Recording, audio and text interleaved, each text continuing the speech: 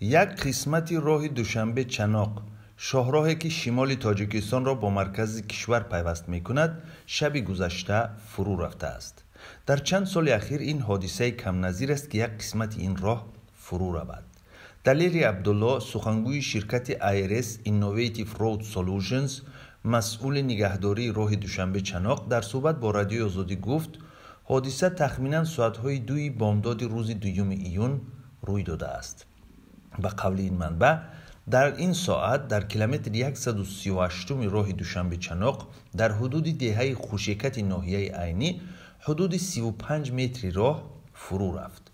دلیری عبدالله افزود کارمندان شرکت در جای فرو رفته راه فعلا راه موقتی گشوده اند. در شرکت IRS بر رادیوی آزادی گفتند در این حادثه یگان نقلیات و یا شهروندی آسیب ندیدند. شرکت Innovative Road Solutions سال 2009 در منطقه آفشوری جزیره های ویرجینیای بریتانیا ثبت نام شده است. مسئولیت نگاهوبین راه دوشنبه چناق در اختیار این شرکت است.